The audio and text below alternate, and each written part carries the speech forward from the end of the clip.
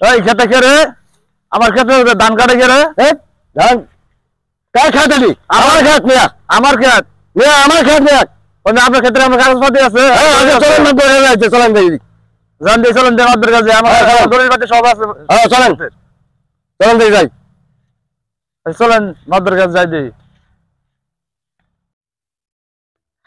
আরে বলেন না, দেশের যে অবস্থা, ছাত্ররা যেভাবে দেশটা সুন্দরভাবে সাজিয়ে নিল,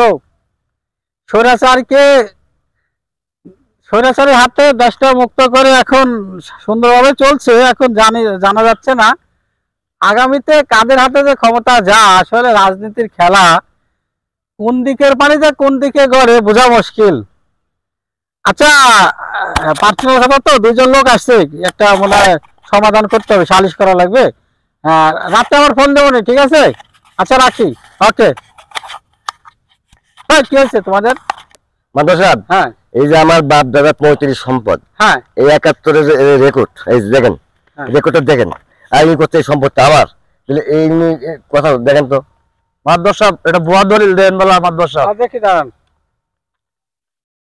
না, কাগজ পাতি আর দলিলে যা আছে তাতে তো এই সম্পত্তির মূল মালিক তো এই লোক না মাদর সাহেব, এটা ভুয়া দলিল দেন বলা আপনি। এই জমির মালিক। আপনার কি প্রমাণ আছে? আমার মাদর সাহেব সব প্রমাণ আছে মাদর সাহেব। কই তো আপনার কি প্রমাণ? দেন বলা আমার প্রমাণ, আমার কাগজ আপনি দেন, দেখে তাহলে আপনি বলছেন প্রমাণ আছে।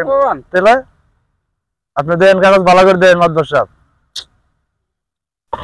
কত টাকা রে, কোন দিক রে, কোন দিক পায়? ওই লোক, দেখি আপনার দলিল। এই দেন। ওই লোক, ভুয়া দলিল। আরে